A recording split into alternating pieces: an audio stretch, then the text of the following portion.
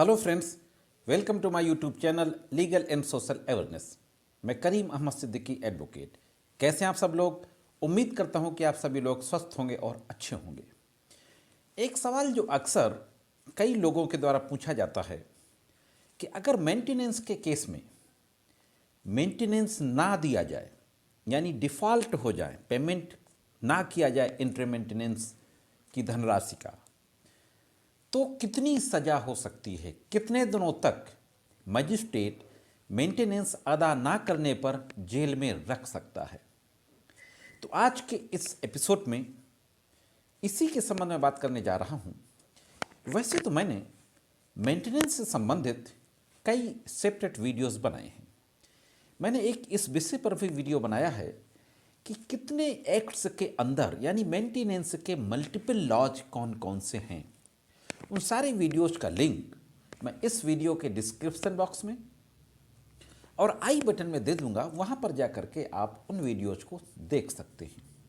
आज मैं पर्टिकुलर इसी सवाल से संबंधित एक ऑनरेबल पंजाब और हरियाणा हाई कोर्ट के केस ला और एक ऑनरेबल सुप्रीम कोर्ट के महत्वपूर्ण जजमेंट के बारे में बात करने जा रहा हूं। तो जुड़े रहें आखिरी तक और देखते हैं कि इस संबंध में क्या कुछ महत्वपूर्ण जानकारी है। वैसे तो मुझे पता है कि आप मेरे रेगुलर व्यूवर हैं, आपने चैनल को सब्सक्राइब कर रखा है, लेकिन यदि आप चैनल में नए हों और पहली बार मेरे वीडियो को देख रहे हों तो चैनल को सब्सक्राइब करके बेल बटन को हिट करके ऑल पर ज़रूर सेट कर दें, जिससे कि इन फ्यूचर जो नए वीडियोज़ अपलोड हों उनका नोटिफिकेशन आप तक पहुंच सके और नए वीडियोज़ की जानकारी आपको मिलती रहे। और ये जो कानून की महत्वपूर्ण जानकारियाँ जो मेरे द्वारा वीडियोज़ में दी जाती हैं, अगर ये आपको अच्छी लगती हों तो वीडियो को लाइक और शेयर भी करते रहा करें, जिससे कि कानून की महत्वपूर्ण जानकारियां और भी लोगों तक पहुंच सके। दोस्तों, सीआरपीसी के सेक्शन 125 सबसेक्शन 3 में इस संबंध में प्रोविजन दिए गए हैं कि अगर किसी व्यक्ति के विरुद्ध मेंटेनेंस का ऑर्डर किया जाता है और वो मेंटेनेंस देने में असफल हो जाता है, वो चाहे फाइनल मेंटेनेंस हो चाहे इंटरिम मेंटेनेंस हो, तो उसके खिलाफ वसूली वारंट जारी किया जा सकता है, उसको अरेस्ट कराया जा सकता है और उसको जेल भेजा जा सकता है। 125(3) में ही 1 महीने तक की सजा का प्रावधान दिया गया है। इसी से संबंधित एक मामला पंजाब और हरियाणा का है।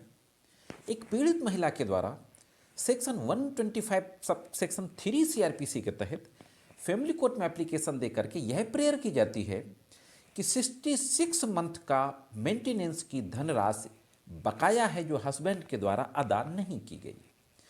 कुल धनराशि 2,74,000 के लिए रिकवरी वारंट जारी करने की एप्लीकेशन दी जाती है। रिकवरी वारंट जारी होता है फैमिली कोर्ट के ऑर्डर से और उसकी कंप्लायंस में पुलिस उस व्यक्ति को पकड़ करके ले आती है।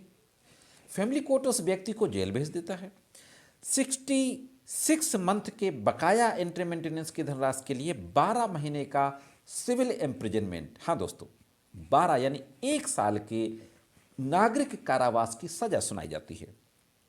जो बकाया धनराशि थी वो 27 मई 2014 से लेकर के 27 फरवरी 2020 तक की बकाया धनराशि थी।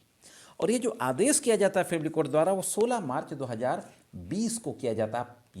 याद हो आपको कि कोविड का टाइम शुरू हो गया था और 12 माह की सजा का आदेश पारित कर दिया जाता है। ये बाद में उसको कोविड के दौरान पैरोल पे बीच में छोड़ा जाता है। अब फैमिली कोर्ट के इस आदेश को उस हस्बैंड के द्वारा पंजाब और हरियाणा हाई कोर्ट के समक्ष चैलेंज किया जाता है और मुख्य रूप से जो हरियाणा और पंजाब हाई कोर्ट के समक्ष जो आर्गुमेंट किया जाता है कि फैमिली कोर्ट के मजिस्ट्रेट को सेक्शन 125 सबसेक्शन 3 सीआरपीसी के तहत 1 महीने से ज़्यादा सजा देने का पावर नहीं था। कंपोजिट सेंटेंस सिविल इम्प्रिजनमेंट नहीं दे सकता मजिस्ट्रेट, यानी एक डिफ़ॉल्ट के लिए 1 महीने की सज़ा होती है। जहां मोर देन 1 डिफ़ॉल्ट हैं वहां 1 से ज़्यादा की सज़ा सिंगल स्ट्रोक में नहीं दी जा सकती। एक महत्वपूर्ण केस का जिक्र किया जाता है सुप्रीम कोर्ट के शाहदा खातून आदि बनाम अमजद अली आदि 1999 का केस है, जो एससीसी जर्नल है सुप्रीम कोर्ट केसेस क्रिमिनल, उसके 672 पेज पे यह पब्लिश हुआ था। जो आर्गुमेंट में मेन मुख्य रूप से जो बात कही जाती है कि 1 महीने से अधिक सज़ा नहीं दी जा सकती, मजिस्ट्रेट की जो पावर्स हैं वो रेस्ट्रिक्टेड हैं, शक्तियाँ प्रतिबंधित हैं, 1 महीने से ज़्यादा की सज़ा नहीं दी जा सकती। अब साथियों, honourable Punjab and Haryana high court के समझ मुख्य रूप से जो सवाल था जिस पर विचार करना था कि क्या कोर्ट कंपोजिट सिविल इम्प्रिजनमेंट का ऑर्डर कर सकती है? क्या सिंगल स्ट्रोक में, एक ही बार में, एक से ज़्यादा समय के लिए डिफॉल्टर अगर है तो क्या आदेश किया जा सकता है कंपोजिट सेंटेंस का, कंपोजिट सिविल सेंटेंस का? इसी प्रश्न पर पंजाब और हरियाणा हाईकोर्ट को विचार करना था। पंजाब और हरियाणा हाईकोर्ट 125 के प्रोविजन को डिस्कस करता है। ऑनरेबल सुप्रीम कोर्ट की शाहदा खातून की रूलिंग्स के फैक्ट्स को और जो प्रिंसिपल ऑनरेबल सुप्रीम कोर्ट के द्वारा लेट डाउन किए गए थे उन पे विचार करते हैं, डिस्कस करते हैं, और फाइनली जो आदेश पारित किया जाता है कि किसी भी परिस्थिति में मजिस्ट्रेट 1 माह से ज़्यादा की सज़ा नहीं कर सकते हैं, जो समग्र दीवानी कारावास जिसको बोलते हैं, कंपोजिट सिविल इम्प्रिजनमेंट नहीं कर सकते हैं। 1 माह के बाद भी अगर चूक बनी रहती है, डिफॉल्टर बना रहता है, पेमेंट नहीं करता, तो उस स्थिति में पंजाब हरियाणा हाईकोर्ट ने कहा कि पीड़ित पक्ष आफ्टर 1 मंथ फिर से मजिस्ट्रेट से संपर्क कर सकता है और मजिस्ट्रेट के समक्ष दोबारा एप्लीकेशन देकर के दोबारा उसके खिलाफ अरेस्ट या रिकवरी वारंट जारी करने का आदेश कराने के लिए प्रेयर कर सकता है। ऐसी स्थिति में मजिस्ट्रेट को पूरा पावर होगा कि वो दोबारा फिर से उस व्यक्ति को अरेस्ट करवाए और फिर से 1 महीने के लिए जेल भेज दे। तो यहाँ पर निकल करके आई कि चाहे जितने महीने का डिफ़ॉल्ट हो, मजिस्ट्रेट 1 ही महीने के लिए जेल भेजेगा और 1 महीने बाद उस पीड़ित महिला को, जिसको मेंटेनेंस का आदेश जिसके फेवर में हुआ है, वो फिर से उस मजिस्ट्रेट को संपर्क करेगी, फिर से रिटर्न में एप्लीकेशन देगी, वो फिर से उस व्यक्ति को अरेस्ट करवा सकते हैं। तो 1 महीने के लिए ही रख सकते हैं, उससे ज़्यादा continuous more than 1 month civil imprisonment में मेंटेनेंस के डिफ़ॉल्ट होने पर नहीं रखा जा सकता है। तो एकेडमी एक ऐसा ऑनलाइन एजुकेशन प्लेटफॉर्म जहां पर आपको कंप्लीट पैकेज मिलता है और भीड़ से अलग दिखकर अपने जुडिशियल ऑफिसर बनने के सपने को पूरा कर सकते हैं।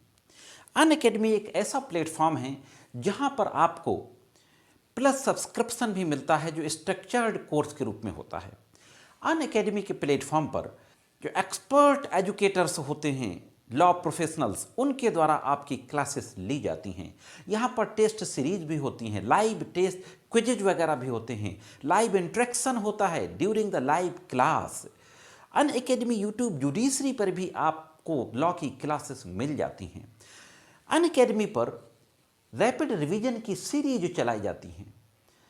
एक्सपर्ट एजुकेटर्स के द्वारा रैपिड रिवीजन सीरीज के साथ साथ जुडिशरी के एग्जाम्स से रिलेटेड आपको प्रॉपर गाइडेंस प्रोवाइड किया जाता है।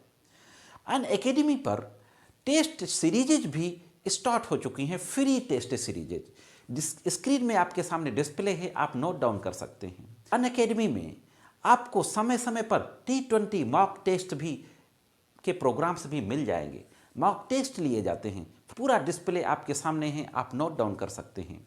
यहाँ पर जो लॉ के कोर सब्जेक्ट्स हैं उन सब की क्लासेस ली जाती हैं, जिसमें constitution of India, Indian penal code, Indian criminal procedure code, contract act, Indian evidence act, Hindu law, Muslim law, jurisprudence और लोकल लॉज, इन सारे लॉज की क्लासेस को यहाँ पर लिया जाता है। अनअकैडमी का जो पेड सब्सक्रिप्शन है वो अगर आप 1 महीने का लेते हैं तो आपको थोड़ा सा ज़्यादा पड़ेगा, लेकिन अगर आप 24 मंथ का ले लेते हैं तो आपको बहुत ह्यूज डिस्काउंट मिल जाता है। 1 मंथ, 3 मंथ, 6 मंथ और 18 मंथ और 24 मंथ के सब्सक्रिप्शंस यहाँ पर अवेलेबल हैं। तो ये थी अनअकैडमी जहाँ पर आपको कंप्लीट पैकेज मिलता है आपके जुडिशरी एग्जाम्स की प्रिपरेशन के लिए। तो यह थी दोस्तों एक महत्वपूर्ण जानकारी सेक्शन 125 सब क्लास 3 CRPC के संबंध में। यह जानकारी कैसे लगी कमेंट्स करके ज़रूर बताएं। आज के वीडियो में सिर्फ इतना ही, मिलते हैं